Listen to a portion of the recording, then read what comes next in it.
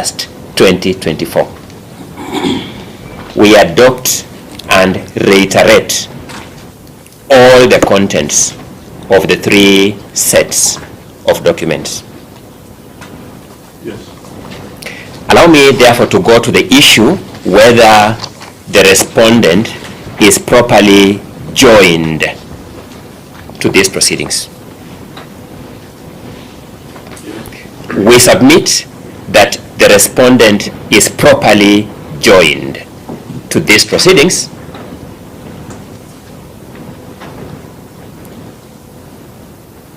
and that by rules, being the Mutunga rules,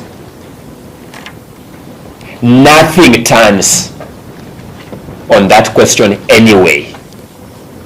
Nothing turns on that question anyway.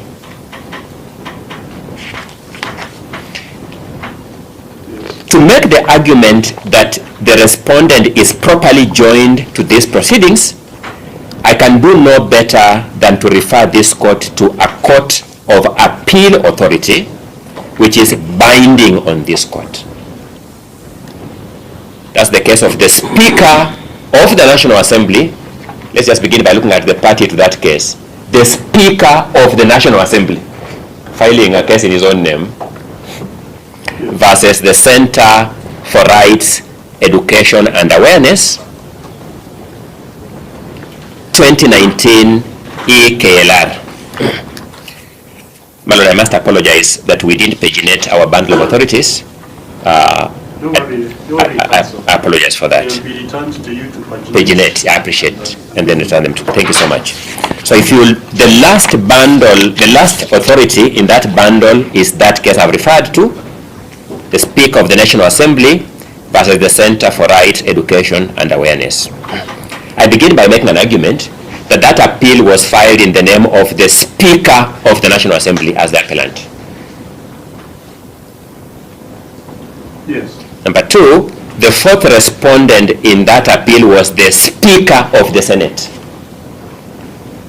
Yes. So I make a simple argument that the speakers of both houses of parliament cannot begin by acknowledging their juristic personality and their capacity to sue and be sued in their own names when they are filing cases,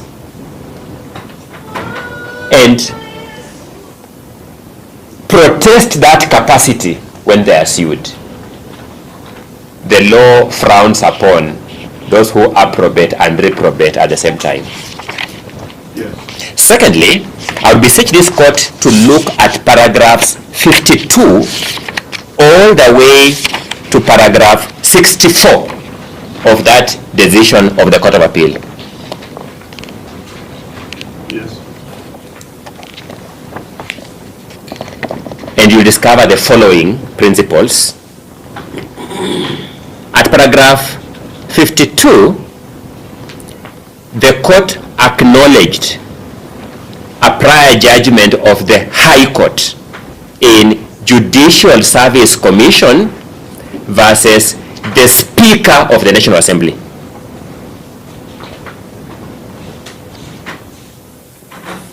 In which case, the High Court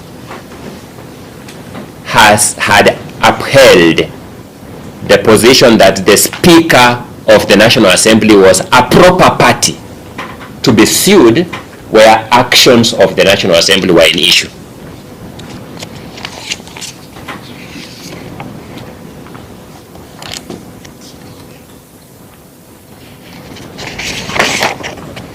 Equally, Yes. the court in this judgment I've referred you to, the Speaker of the National Assembly versus the Center for Rights, Education and Awareness, found that the Speakers of the National Assembly and the Senate were proper parties in a suit where a person was challenging the constitutionality of actions taken by either House of Parliament. Yes. Finally, the court acknowledged that pursuant to Rule 5 of the Mutunga Rules of 2013, Yes. non-joinder or misjoinder of parties could not defeat a constitutional petition. Yes. My Lord, I wish to close by saying this. Since the Speaker of the Senate was a party to this decision of the Court of Appeal, I beseech this court in its ruling to censure him for bringing this objection, knowing that the judiciary has given him prior guidance on this question. It is improper use of judicial time to invite us to respond to this kind of objection. Allow me to then invite my learned colleague, Mr. Elias Mutuma, to now proceed and do duty on the more substantive aspects of the applications before you. Mr. Mutuma? Thank you, my lord. You will note that the notice of motion for discharging the conservatory orders is premised on that one ground, that we have sued the wrong party. My learned senior, having dispensed with that issue, that notice of motion, my lord, lacks merit and ought to be dispensed with.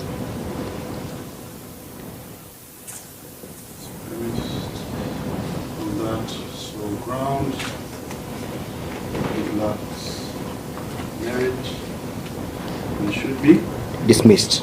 dismissed. Yes.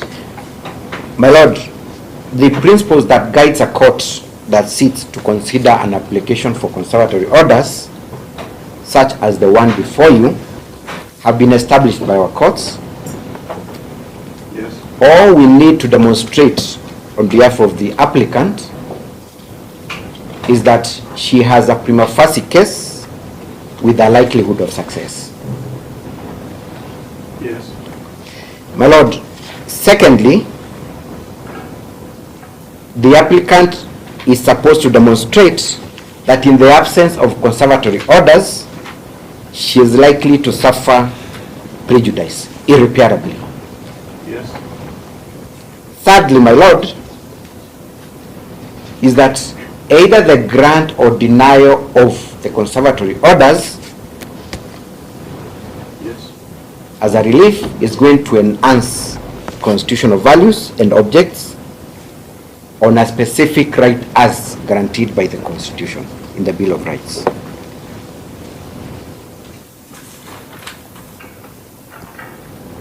Yes. Fourth is whether, if conservatory orders are not granted, the petition is likely to be rendered nugatory. Yes. And lastly, my lord, is where does the public interest lie in respect of the matter? Yes. Prima facie case, my lord, has been defined to mean that on the value, on the face value,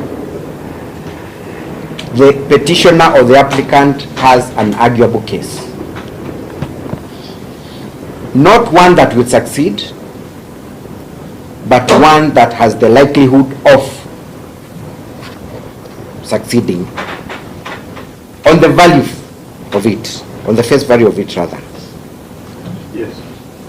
As such, my lord, we do not need to go into the merits of the case. We do not need to canvass the evidence. We do not want to bring witnesses at this juncture. All we need to show, my lord, is that there is one bit of likelihood of this matter succeeding. It is our submissions, my lord, that not only do we have a prima facie case, we have one that has overwhelming chances of success. Yes. We have filed an affidavit in court. We have produced documentary evidence. We have tabled other material that demonstrates how strong the petitioner's case is. Therefore, my lord, what the court needs to satisfy itself is whether there is a course of action Yes. that it is being invited to interrogate and offer a relief on.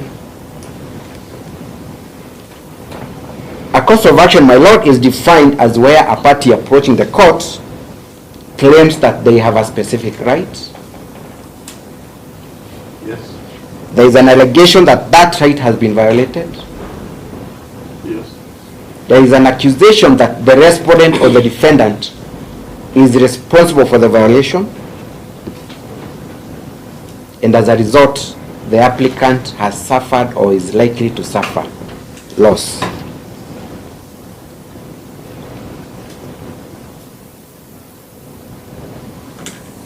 So then, what is Just the... a moment.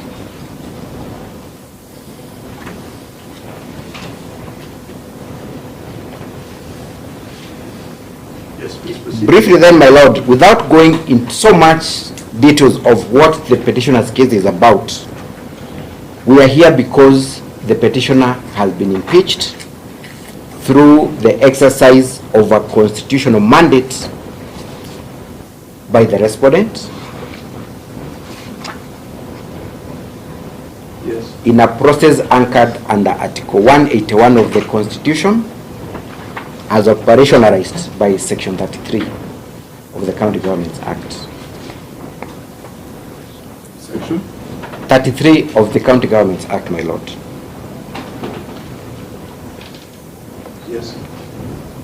That having taken place, my lord, gives you jurisdiction under Article 165, specifically 165 3B and D, Yes. that gives you the powers to determine whether a question relating to violation of a constitutional right or whether that right under the Bill of Rights has been denied, violated, or infringed. Yes. And under D, whether anything said to have been done under the powers of this Constitution was done in accordance with the Constitution.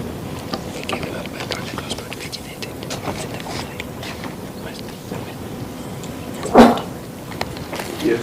Senate exercised its powers under those provisions of the law, and our client feels aggrieved. Our client feels that her rights were violated for the following reasons. One is that the impeachment proceedings proceeded in clear defiance of court orders. Yes. When you look at paragraph 5 of the affidavit sworn by Her Excellency the Governor, Yes. at annexure KM03, Yes. she has produced a copy of the court's ruling and an order that prohibited the County Assembly of Meru and by extension the Senate from proceeding with the impeachment of the governor. It has been argued, my lord, and it will be argued Yes. that that order did not apply to the specific motion of impeachment. Yes. And capable of looking at that order and ruling and form an opinion specific to any motion, or it was touching on the impeachment process as a whole. What is the... The petitioner's position, my lord, is that the Honorable Judge, Honorable Kassan, was very clear in his mind that what he was prohibiting was the impeachment process by whatever name, by whatever format, at any stage, to allow him to state the various issues that had been raised in the petition.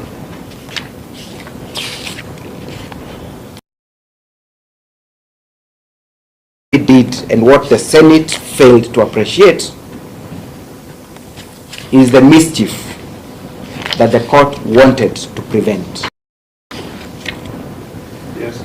We submit that the proceedings at the Senate, as forwarded from the County Assembly of Meru, were a nullity for being in contravention of a very clear court order.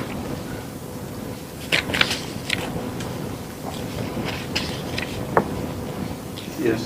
Secondly, my lord, is that the petitioner has approached you and required you to exercise your powers under Article 165 Yes. D that gives you the powers to interpret any provision of the law and make a determination whether it is in contravention of the Constitution. Yes. My lord, we will be urging you, when you be sitting to hear the main petition, Yes. to consider declaring Section 33 of the County Governments Act as being unconstitutional for being in violation of Article 50, Yes. 2(o) of the Constitution. Why will we be asking that, my lord? For one simple reason. The Constitution is the grand norm. All other norms derive their validity from the grand norm. Yes. So Section 33 ought to be in tandem, consistent with Article 50(2)(o) of the Constitution. And that specific article, my lord, is very express that no person have been previously tried of and either discharged or convicted of.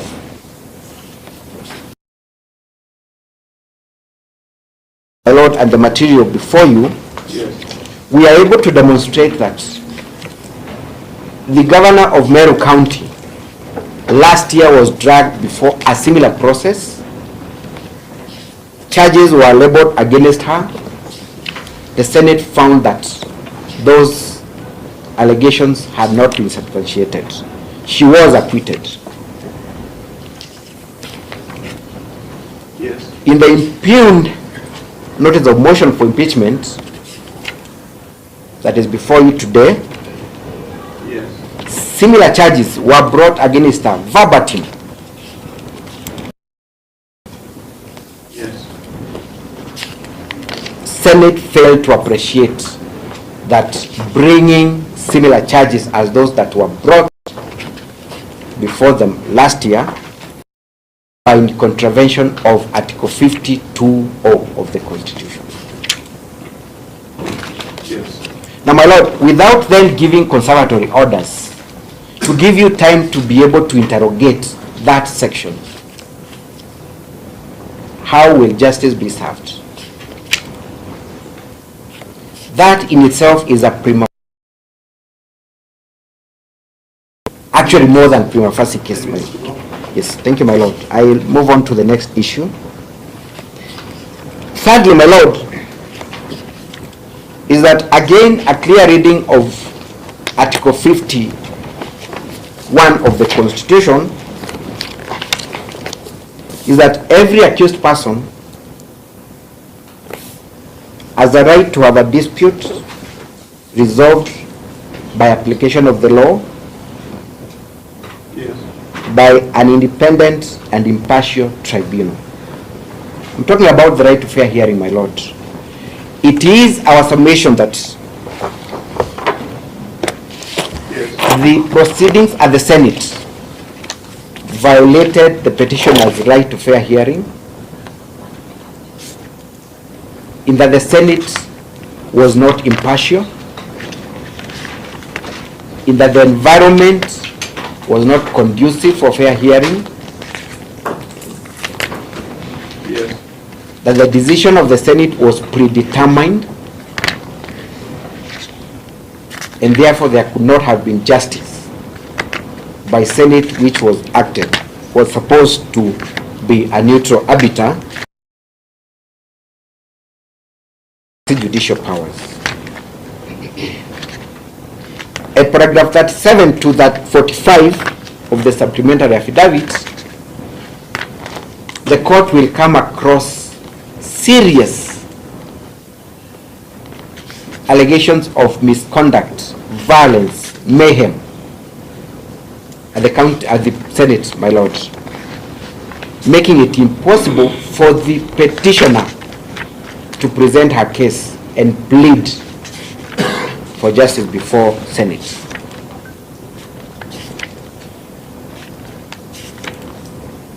It is only fair, my lord, that this court is given an opportunity to interrogate what transpired and whether the same could have afforded the petitioner a fair hearing. As before a determination is made. Well, on that issue, my lord, you will notice, Yes. by looking at paragraph 10 of the affidavit, that we have annexed the Gazette notice from... Paragraph 10 of the supporting affidavit? Yes, my lord, Supplementary. of the supporting affidavit. Yes. And further paragraph 26 of the supplementary affidavit. Yes. I'm talking about annexes KM05 of the supporting affidavit and BKM5 of the supplementary affidavit, my lord. You will come across two communications. One is a Gazette notice from Senate Yes. that communicates a decision to impeach the governor before the governor was impeached, before the vote to impeach her. Just a moment, I'll pause your time. Thank you, my lord.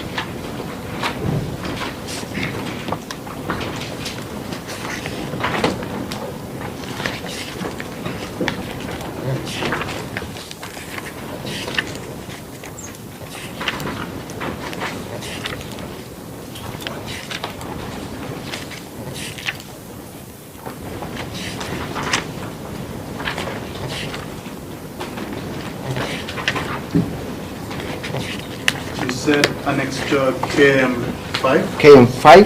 Yes, I'm there. Yes, we have annexed the Gazette notice, Yes. and then BKM5 of the supplementary at paragraph 26, we have annexed the communication from Senate to the Speaker of County Assembly of Meru. Both communications, my lord, are dated 20th of August 2024.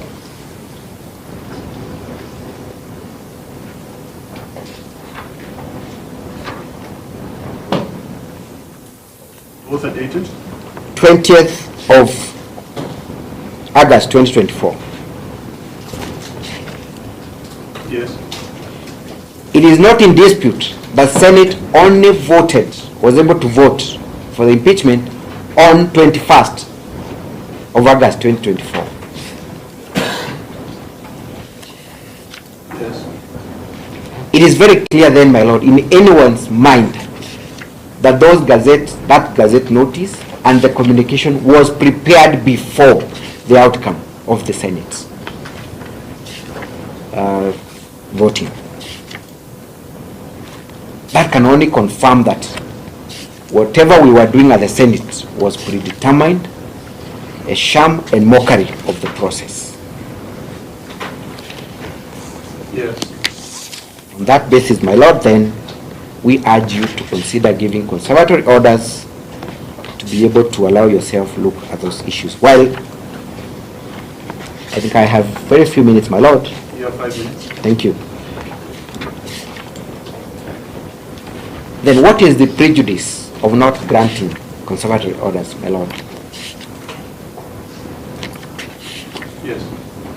My Lord, if conservatory orders are not granted or confirmed, it means that the provisions of Article 181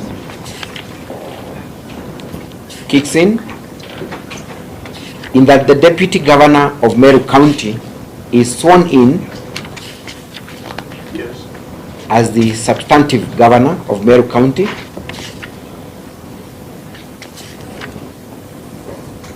capable of discharging and exercising all the mandates, powers, and privileges that comes with the position of a governor. He could fire all the CECs. He could rearrange the government. He could disrupt service delivery. Yes. So if then the court was to later find that indeed this impeachment was a sham, Yes. there would be no way of rectifying that situation, because we will have to go through a new process of now removing that governor, and I do not think there is any mechanism in law to do that. I've paused your time so that you can ask this question. Does the High Court have the power, if the petition was to be successful, to nullify the appointment of a governor who came in under Article 181, put the petitioner back in office, and address these eventualities that you outlined? Well, that's quite debatable, because the only way Hold on, I have to write.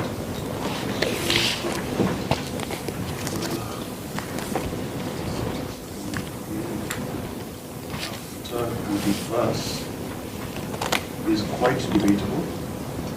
Yes, proceed. there is only one known procedure of removing a governor from office. Whatever process that brought the governor to office, by going back to Article 181 and Section 33 of the County Government Act. Yes. So the High Court has not been granted very express powers to remove one governor and replace with another. Yes.